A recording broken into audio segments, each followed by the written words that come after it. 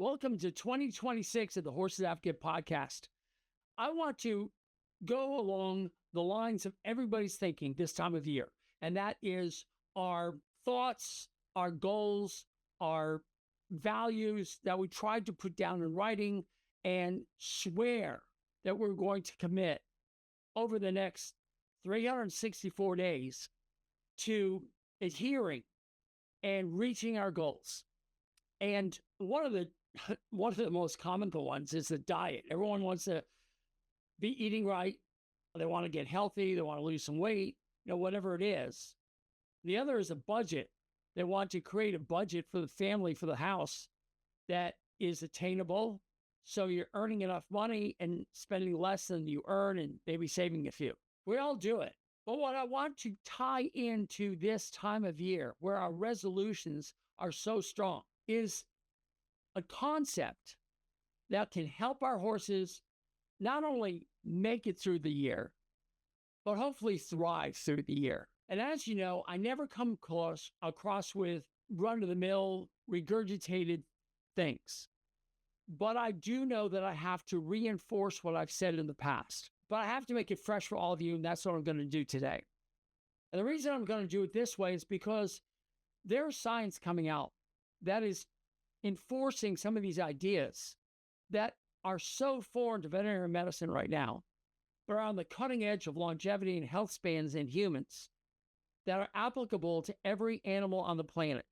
Actually, every living thing on the planet, if you want to include your plants, your trees, your grass, all of it. It's something I've touched on repetitively, both in the podcasts and in the advanced equine nutrition course. And if you're at my website, which is community.thehorsesadvocate.com, and you go to the courses and you become an inner circle member, you'll have access to the course, or you can buy the course on your own. Take the basic equine nutrition course, and then you follow up with an advanced equine nutrition course. I talk about energy flow.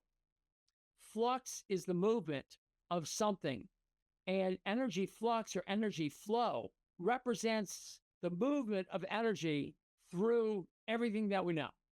I mean, as far out as your mind can travel into the space and beyond, to heaven, all the way down to ourselves, and then down to the smaller things that we can only see with a microscope. We know that energy is everything. If you've ever read my book, The 10 Irrefutable Laws of Horsemanship, which I printed over a decade ago, one of the laws, number 9, is energy is everything. And it's what I use in horsemanship every day when I connect with a horse. I feel my energy and I get my energy in tune with the horse's energy. And that's all there is. All the horsemanship books that I've seen out there is all talking about how to get your energy to work itself. But very few people talk about two things. One, the energy in yourself is the most important thing, how you can control that. And two, how food can influence it. So we're going to be touching on nutrition, but through the lens of energy. And it should be fascinating for all of you, because if you can take this simple concept that you and I and your horse and every living thing is just a vessel in which energy flows through. It shouldn't interfere with your religious beliefs or any other belief that you have. It's just another way of looking at something. Energy is everything. You knew that when you took your course in chemistry or physics, mostly chemistry, back in high school, or even earlier than that, when somebody told you that hydrogen and oxygen get together and make water at room temperature and freeze when it's below a certain temperature and convert into gas when it gets above a temperature. We all know this. Everyone on the planet understands this. So the energy we change by applying heat or removing heat. So we change its temperature, which is the measurement of the amount of energy contained in the water. Well, the same thing's true with everything out there. So let's look at energy as being everywhere. It's kind of a matrix-like thing, if you ever watch the movie, where it's just a bunch of numbers flowing all over the screen as they depicted in the movie. If you want to think of it as a river flowing past you, or if you want to just pretend that you are living everything that you see, and more importantly, everything that you don't see, is energy. And then what you do see is a transformation of that energy into something that we can sense, whether it's a visual thing, a sound thing, a smelling thing. All of these things that are around us are states of energy. A great example is if you're sitting in your house or outside and the temperature is what you're used to, it's a very comfortable temperature. You don't even think that it's hot or cold. You just say it's normal outside. But then when a cold wind comes or the sun pokes out from around the cloud and starts to bake you, you notice the change in temperature. And that notice that you've got is the movement of energy from one state to another. The word emotions. Emotion is the energy state in motion. So your energy of joy or sorrow, despair, anxiety, depression, happiness, unbridled, just dancing in the streets, those are all changes from your normal state. And those changes are what we feel as emotions. And the horses are the same thing. When a horse changes its emotion, it's changing its energy state. And it's seeking a level that it's comfortable with. And we as humans often misinterpret those, and we raise or lower our energy to match theirs, which is not leadership. By definition, leadership is just you altering your energy to get to the lowest state that you can possibly get to, so the horse will bring their state down lower to you. And a lot of explosions just go away, and more understanding and working and willingness comes through as you start to match your energy states. It's a smooth transition. That energy can flow from one being to another. You know this. If you've ever had a person come into the room that you love, your emotional state just changes. You're excited. You want to be there with that person. You want to hold that person. The opposite is true is if somebody comes in that you don't like or you're scared of, a bad guy comes into the room, your energy state changes. And now you're prepared to take flight or to fight. Those are changes in an energy state, but it's still all energy. Now, here's the dilemma. And this is the part that if you've gotten this far in this podcast, I want you to grab onto. Everything out there, this could be you or me. It could be your horse, your dog, your cat, your plants. It doesn't matter. There is a finite amount of energy it can have that it can use. So you could call the basal metabolic rate if you want. I think that's ingrained in most people. It's the amount of energy needed, required to keep your horse alive. If it did nothing but stand there, this is the amount of energy it needs to breathe, pump the heart, get the immune system working, listen, see, feel, all those things. There are two core beliefs here. One, you have a set amount of energy that you can use. You can change that through exercise. And by exercise, you increase muscle mass. Exercise could be just reading more, thinking more, delving into problems, problem solving. You will grow more in your brain. Anything that you use causes growth in the energy part of the cell called the mitochondria. And what that is called is resistance. So pretend you're suddenly in a very cold environment and you start to shiver and you're trying to create more heat to stay alive. That's a transformation of energy into heat. That's really simple. If you want to win over a person's love, you have to invest energy into picking up the phone, calling the restaurant to make reservations, getting the car out, driving to the person's house, going to their door, coming back, opening the door, all the things that would be involved in a date requires energy that would not be spent if you just sat at home and did nothing. There's a cost to everything that we do. But if we don't do something, then we're not living. Resistance is training. Resistance is thinking. Your horse needs these resistance events to grow and to be part of your community. It needs to know that it's got to go outside for a certain part of the day, or it's to live outside all the time and never come in to adjust to the flies, the temperatures, the sport that you're investing your time in and training, and all these resistances give a purpose to this horse's life. And that purpose is an important part, and the training, physical and mental, is an important part to growing the use of the energy that is in you. Now, here's the other part. Not only is this resistance necessary, but every piece of resistance out there costs in your energy budget. So in other words, if every individual has a set amount of energy that they've got, you cannot eat to increase the amount of energy. It's impossible. The amount of energy is period. That's it. You have a budget, and the budget can't grow unless you exercise it and make it grow. And if it does grow, then you do have to feed it more, but you can't grow it through eating. You can only grow it by creating more resistance. So the idea that we feed to help the horse go faster, go stronger, whatever, is a fallacy. What really is happening is you have to exercise, and that creates a volume, a space that can be filled with more energy, because basically there's more mitochondria, there's more cells, so there's more space to put that energy. Now, here's the other concept. Energy enters the body in two ways. One, it comes in as air. Air is mostly nitrogen, but it has oxygen. Oxygen is very important because oxygen is what is used in the process to convert food and transform that stored energy into the energy the horse can use. So you're putting food in and you're putting air in. And in that food, you have water. So it's H2O, C, carbon, and O2. So you have carbon, hydrogen, and oxygen coming into the body in the forms of sugars and fats, of proteins, and water, and air. They're all coming in. Those are the ingredients.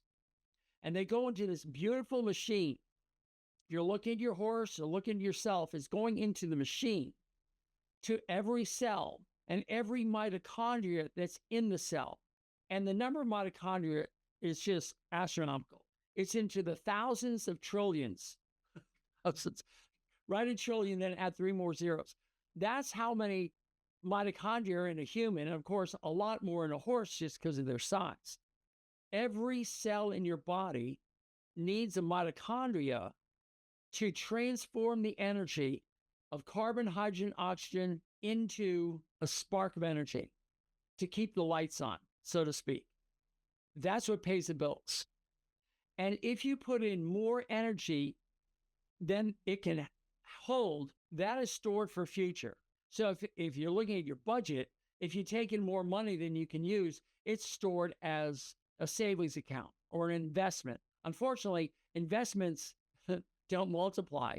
They just add up continually in the form of body fat. Now, that energy has to be consumed properly.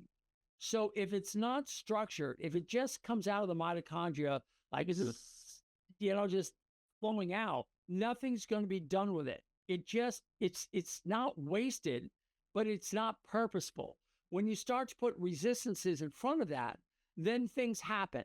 So the idea that you want to get up and go outside and take a walk, you're going to take that non-purpose energy and focus into muscle contractions and thoughts. You're going to grab your, listening device and your earplugs, and you're going to select a playlist, and you're going to move outside, and you're spending all that energy, and that energy will leave your body as water and as carbon dioxide.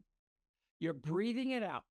It's all just leaving, and it's going off to the trees or the dog next to you or the horse that you're riding, and they're taking in it and they're putting it out, and everything's bringing the food and the air in and expelling its carbon dioxide and water, and it's constantly going from every living thing on the planet. Now, here's the problem.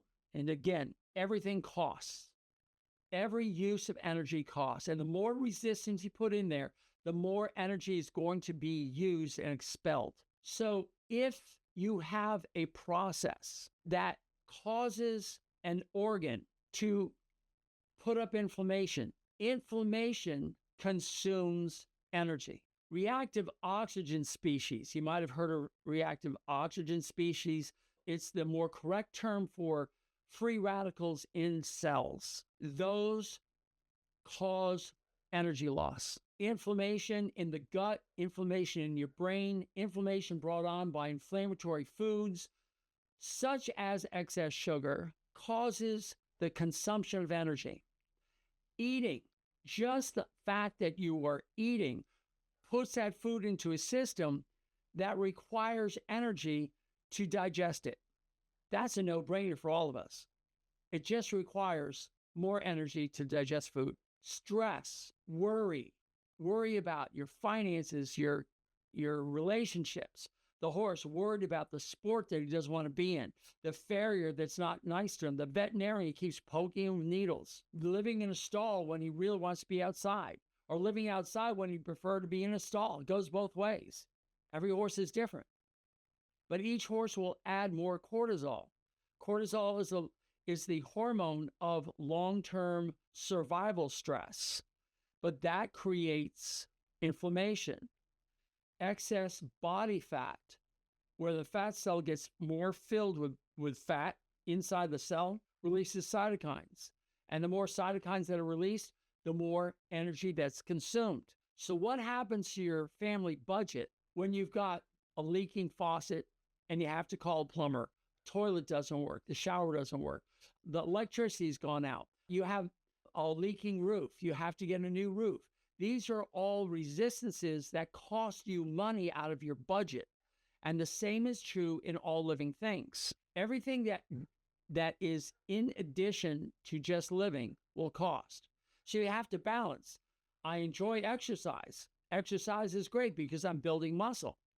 But if I don't give myself a day or two to rest from that exercise, then the other part of expenditure called repairs, maintenance, and growth will be lost. Here in humans, it's simple. We don't get enough sleep. We stay up all night. We drink alcohol, which is a poison. Sorry, but it is. We eat excess sugar. We eat byproducts. We eat food that is processed, meaning it's not whole foods. So our gut has a reaction to it. That's inflammation. Same with a horse. If you're feeding a bag of food and there's more than one ingredient on it, maybe I'll be careful and say 3 ingredients, okay?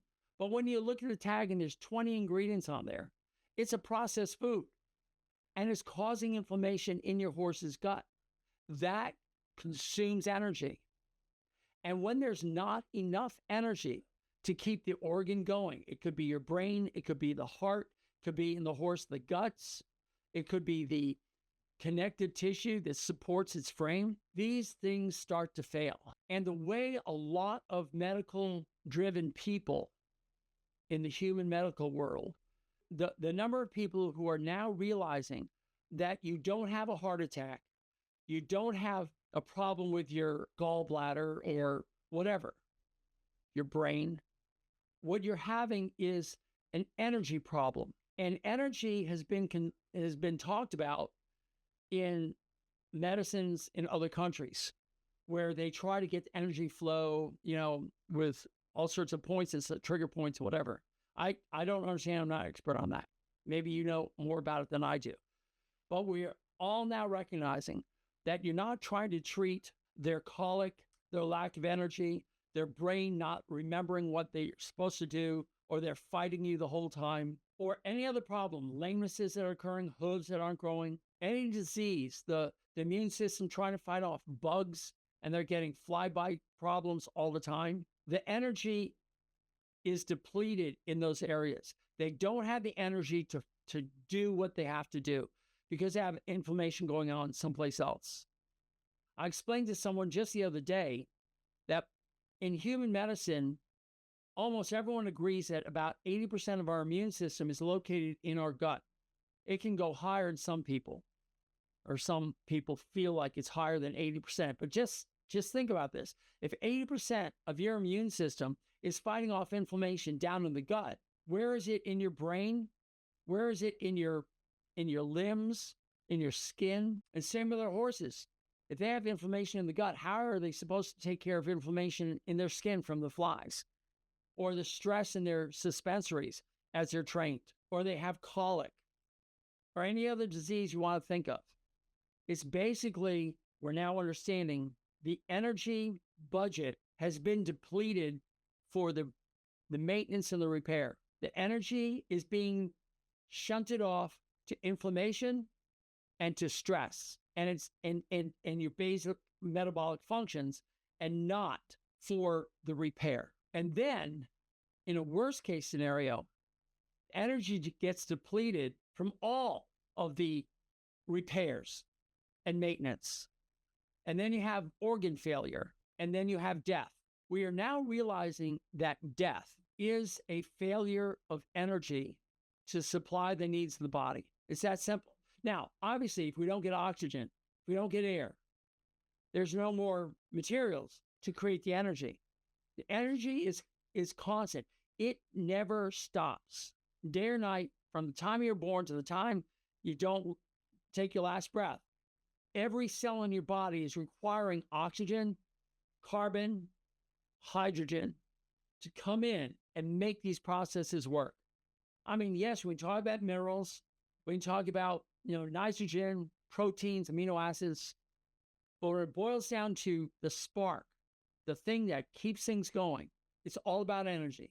And if we just think of our horse as a living unit in a field of energy, and you're putting stuff into its mouth and you're cleaning up stuff afterwards, and you see your horse getting more and more obese and becoming sick with insulin resistance and Cushing's disease and suspensories that are breaking down and hooves that don't stand up to the wear and tear of the environment, or the skin that's just being blistered by all the bugs. What you're actually seeing is the energy that's coming in is getting redirected away from the processes that are necessary to inflammation and to stress. And if you decrease the inflammation, and the gut is the number one spot of inflammation, if you're overworking your horse, if you're putting him in the trailer weekend after weekend after weekend and traveling someplace, and the horse is getting mentally stressed, that's adding up. And if you don't give your horse R&R, some time off, some time to recuperate, repair, to be with other horses, to be a horse, to eat the foods a horse is supposed to eat, what happens over time is there's not enough energy for the repair and the maintenance and the growth. And what you see is the muscles go away. There's no more growth. What you see is a horse that's behavior may be wrong, that you can't connect with this horse, or it's being belligerent or untrainable. Yeah, we could say, it has some sharp teeth or a bad saddle or, hooves that are sore. We get that. That's the way we think. And I'm asking you to think differently now. Ask yourself, how can we make the energy that's going into this horse's body be allocated correctly so most of it's going to repair and maintenance, which includes a very quiet place, dark place, a safe place for it to sleep. Make sure it gets plenty of sleep. Where it gets exercise, you make sure you have a repair process where they're not beaten into the ground. They're being fed food that their digestive system is supposed to be eating. Get those things in order, because everything costs energy, and every horse, every individual has a set amount of energy that they can hold on to, their budget, if you will. And that budget has to be allocated into these four different places. It has to be in repair and maintenance and growth. It has to go into combating stress.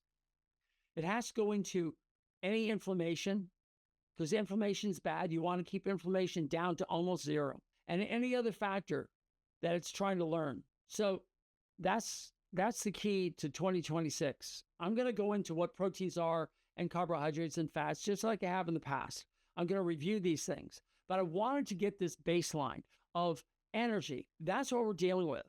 When your veterinarian comes out to treat your horse for an illness or a lameness, they're trying to fix the damage already done. But if your horse doesn't have any of this damage done, if he's not showing any indication of a problem, let's prevent that from turning into something from stress and inflammation. Let's start looking at them as a budget of energy that you're going to help them place their energy into the appropriate buckets. And for all I know, it's learning, growing, maintenance, repair, and just living. That's what we want. So we're going to go over in the next year things that are stressing horses, things that are causing inflammation, and we're going to decrease that. And it's going to be the thing that I'll keep recurring. If anybody out there has a lot of information on this, it's mostly human. I don't know who's doing this in horses, but I sure would like to talk to them and dig deep into this. It's a concept that is new to horse owners, new to veterinarians. And I've been talking about it for several years now, but I'm just trying to make it more concise and real for every one of you who's listening to this. Once you understand that we are energy, your horse is energy, your energy is represented by the transformation of that energy into something that you see and something that moves us in an emotion, and the horse's emotion and your emotions combine to make having horses something that we enjoy. Once we get that concept going and how we can adjust our energy and the horse's energy, we're going to have a great time, and the horses aren't going to get sick. You're going to need a vet for, when they run through the fence, get kicked, cut. I mean, they're all going to do that. We all get those problems, but we're not going to have those colics and skin issues and everything else. Stop feeding inflammatory foods and treat your horse like a horse with respect. And these horses will become healthier because they'll have the energy left over to do the repairs, the maintenance, and the growth that they need. So that's it. And if you like this, share it with a friend. Tell them to go to community.thehorsesadvocate.com and have them become a member and interact, because we need to do something different to keep our horses healthy and help them thrive in a human world. Thanks for listening, Doc T, and enjoy 2026. Thank you so much for commenting or giving a thumbs up or liking this content. I'm so grateful. This does two things. First, it tells me that I'm reaching the people, that's you, horse owners, who are trying to make their horses' lives better. And if not, how I can shape it so I can make the message clearer. The feedback is really important, so please don't hesitate to do that. And share these things. The more you share them, the more the message will get out throughout the world. So again, I'm so grateful. This is Doc T for you helping horses thrive in the human world.